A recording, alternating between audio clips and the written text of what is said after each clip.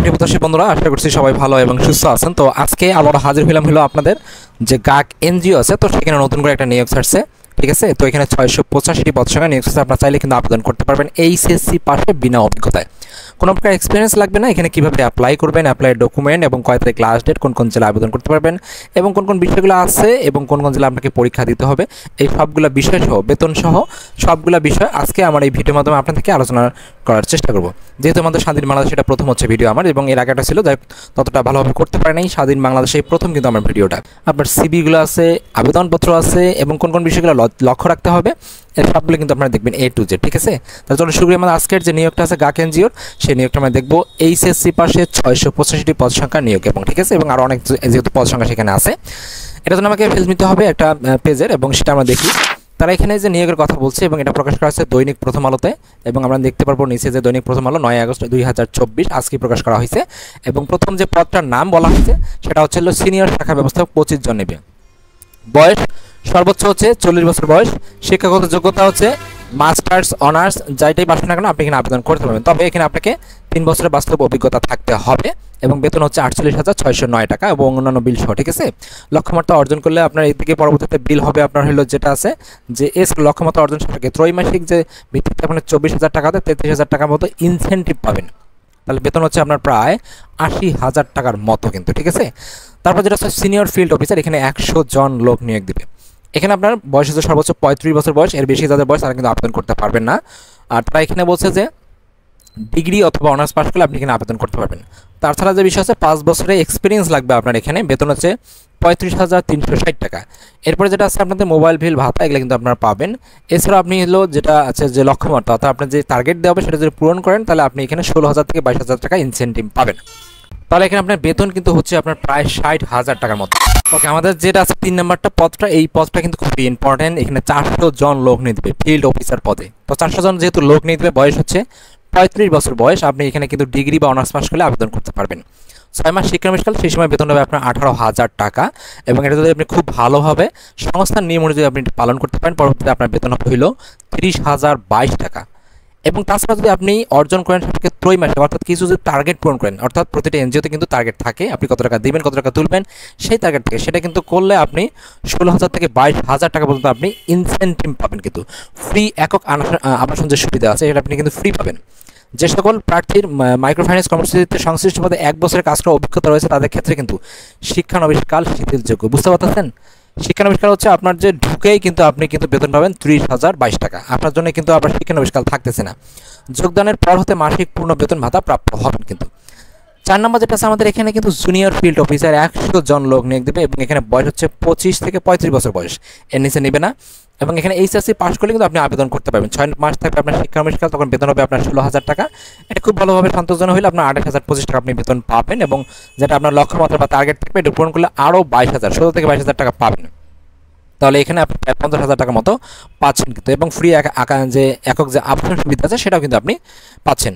যে সকল প্রার্থী আসলে তাদের এক্সপিরিয়েন্স আছে 2 বছরের, তাদের এখানে শিক্ষানবিশকাল শিথিলযোগ্য নয়, ঠিক আছে। শিথিলযোগ্য অর্থাৎ তাদের কিন্তু আসলে কোনো প্রকার এক্সপিরিয়েন্স, যেহেতু এক্সপিরিয়েন্স আছে তাদের জন্য এখানে কোনো প্রকার শিক্ষানবিশকাল থাকবে না, আর যাদের এক্সপিরিয়েন্স নেই তাদের জন্য কিন্তু শিক্ষানবিশকাল থাকবে। যোগদানের পর হতে মাসিক পূর্ণ বেতন ভাতা, অর্থাৎ যাদের এক্সপিরিয়েন্স আছে তারা কিন্তু যেদিন থেকে যোগদান করবে তারা বেতন পাবে 28,025 টাকা, আর যাদের কোনো এক্সপিরিয়েন্স নেই তারা পাবে 16,000 টাকা এবং 6 মাস পর তারাও পাবে আবার 28,025 টাকা এবং ইনসেন্টিভ পাবে। তবে যাদের 16,000 আছে তারাও কিন্তু যদি ভালোভাবে টার্গেট পূরণ করতে পারে তাদের কিন্তু এখানে ইনসেন্টিভ পাবে। মনিটরিং অফিসার হচ্ছে 10টি এবং এখানে বয়স হচ্ছে 25 থেকে 35 বছর বয়স। এখানে মাস্টার্স পাস করলে আপনি এখানে আবেদন করতে পারবেন। ডিগ্রি তাদের অগ্রাধিকার দেওয়া হবে এবং এখানে ঋণ যে পরিচালনা প্রতিষ্ঠান কর্মসূচি সেখানে কিন্তু এক্সপিরিয়েন্স লাগবে। যারা এই মনিটরিং অফিসার আছে তাদের কিন্তু এই মাইক্রো ফাইন্যান্স সম্পর্কে যাদের এক্সপিরিয়েন্স আছে বা এরকম প্রতিষ্ঠানে কাজ করছে তাদের কিন্তু 3 বছরের বাস্তব অভিজ্ঞতা থাকবে। মাসিক বেতন 30,000 টাকা এবং প্রতি মাসে 15 থেকে 18 দিন থাকা পর্যায়ে যে ফিল্ডে মনিটরিং সেটা কিন্তু করতে হবে আপনাকে, 15 থেকে 18 দিন করতে হবে। 6 নম্বর যেটা আমাদের অ্যাসিস্ট্যান্ট অ্যাকাউন্টস অফিসার, এখানে 50 জন নেবে। এখানে বয়স সর্বোচ্চ 35 বছর বয়স এবং তারা এখানে বলছে যে বিকম বা বিএস অর্থাৎ কমার্স থেকে তাকে পাস করতে হবে, অনার্স অথবা ডিগ্রি অথবা মাস্টার্স। তাছাড়া বলছে সফটওয়্যারে যে আপনার মাধ্যমে দৈনিক যে লেনদেন আছে এই যাবতীয় পরিচালনা করা সংরক্ষণ করতে হবে। 6 মাস শিক্ষানবিশ হিসাবে আপনার বেতন হবে 18,000 টাকা এবং ত্রৈমাসিক অর্থাৎ আপনি ইনসেন্টিভ পাবেন হলো 16,000 থেকে 22,000 টাকা এবং যখন আপনি নিয়মিত করবেন তখন বেতন পাবেন 25,000 টাকা। তাহলে দেখা গেল মোট 50,000 টাকার মতো আপনি কিন্তু পাবেন। তো এখানে যে বিষয়টা আছে তারা আরও অন্যান্য অনেক কিছু বলছে, ফ্রি যে একক আবাসন সুবিধা আছে সেটা কিন্তু আপনি পাবেন এবং যাদের এক্সপিরিয়েন্স আছে তারা কিন্তু ঢুকিয়াই কিন্তু তারা পাবেন বেতন হলো 25,522 টাকা। এছাড়াও আপনি পাবেন হলো যে অ্যাকাউন্টসের ন্যূনতম 50 জন এমআই সদস্যের মাইক্রো ফাইন্যান্স যেটা আছে, তো সেখানে কার্য পরিচালনা করলে মাসিক আপনি 2,000 থেকে 5,000 টাকা দায়িত্বপ্রাপ্য পাবেন, কিন্তু এই দায়িত্ব ভাতাপ্রাপ্য পাবেন।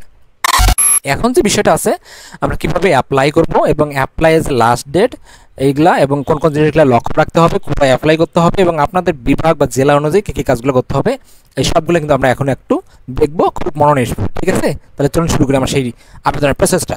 থেকে মোটরসাইকেল চালানোর পারদর্শী হইতে হবে, কম্পিউটার বেসিক ধারণা ইন্টারনেট জানা থাকতে হবে। এটা মূলত বিষয় হচ্ছে আপনাকে যেহেতু মাঠ পর্যায়ে কাজ করতে হবে এক প্রান্ত থেকে আর প্রান্ত, তাহলে মোটরসাইকেল লাগবে, কম্পিউটার যে বিষয়টা আছে এবং ইন্টারনেট, অর্থাৎ আপনাকে কিন্তু একটা মোবাইল থাকতে হবে এবং কম্পিউটারের জ্ঞান থাকতে হবে। কারণ হচ্ছে দেখেন এখানে আপনাকে কিন্তু ইন্টারনেটে কাজ করতে হবে, এই বিষয়টা সেই জন্য তারা বলছে। এবং উক্ত পদসমূহের জন্য আপনাকে অবশ্যই মাসিক যে নির্ধারিত যে বেতন ছাড়া চাকরি যে বিধিমালা অনুযায়ী 3টি উৎসব ভাতা, তারপর হলো সিপিএফ, গ্রাচুইটি, যাতায়াত দূরত্ব ভাতা, সিটি অ্যালাউন্স, লিভ যেটা আছে সেটা পাবেন। তারপরে আছে আপনার দুর্ঘটনাজনিত বিমা, যাই হোক অন্যান্য সব কিছুই পাবেন। এবং আগ্রহী প্রার্থীগণ আগামী 31শে আগস্ট 2024 তারিখের মধ্যে 2 কপি পাসপোর্ট সাইজের রঙিন ছবি, পূর্ণাঙ্গ জীবন বৃত্তান্ত, মোবাইল নম্বর, শিক্ষাগত যোগ্যতা, জাতীয় পরিচয়পত্রের সত্যায়িত ফটোকপি, অভিজ্ঞতা উচ্চতা উল্লেখপূর্বক 2 জন পরিচয় প্রদানকারীর নাম, আমি যেটাকে রেফারেন্স সবসময় বলে থাকি না, সেটার বাংলা হচ্ছে পরিচয় প্রদানকারীর নাম। এবং সেই দুজন অবশ্যই আত্মীয় হওয়া যাবে না, নাম মোবাইল নাম্বার সহ খামের উপরে অবশ্যই পদের নাম, নিজ জেলা পরীক্ষা কেন্দ্রের নাম উল্লেখপূর্বক, কোঅর্ডিনেটর মানব সম্পদ বিভাগ, গ্রাম উন্নয়ন কর্ম, গাগ প্রধান কার্যালয়, গাগ টাওয়ার, বনানী, বগুড়া বরাবর আবেদন করতে হবে। শুধুমাত্র বাছাইকৃত প্রার্থীদের জন্য এখানে কিন্তু অবশ্যই তাদেরকে ফোনে জানিয়ে দেওয়া হবে আর কি, আপনাকে কবে তারা ডাকবে, কবে কি সব কিছু ফোনের মধ্যে, যদি আপনার সব কিছু ঠিকঠাক থাকে। আর এখানে নারী প্রার্থীদেরকে আবেদনের জন্য উৎসাহিত করা হয়েছে, অবশ্যই তারা দেখবেন এই যে বিষয়টা। ঢাকা, চট্টগ্রাম, ময়মনসিংহ, সিলেট, খুলনা বিভাগের কাজ করতে আগ্রহী প্রার্থীদেরকে ক্ষেত্রে অগ্রাধিকার পাবেন। বাছাইকৃত প্রার্থীদের নিয়োগ পরীক্ষায় 3টা বিভাগে হবে, যশোর, ঢাকা, বগুড়া, এই 3টাই কিন্তু আমাদের হবে। তো এখানে এখন বিষয়টা আপনাদেরকে বলি যে বিষয়টা আপনার আবেদন কেন আপনার আবেদন করলে বেশিরভাগ সময় ডাক আসে না। অনেকে দেখছি ভাই যারা আসলে সিপি একটা পূর্ণাঙ্গ তৈরি করে না, তারপরে হচ্ছে আপনার যে আবেদনপত্র আছে খুব সুন্দরভাবে সাজায় না। আবার অনেকে দেখবেন যে আসলে এখানে আপনার খামের উপরে যে কথাগুলো বলে সেগুলো কিন্তু ঠিকভাবে লেখে না। আপনি কেমনি আশা করেন এইভাবে একটা আবেদন লিখলে আপনার ডাক আসবে? আবার অনেকেই আছেন তারা দুঃখ প্রকাশ করে আমি যে সম্পূর্ণভাবে ঠিক লিখছি আমার আবেদন আসে না।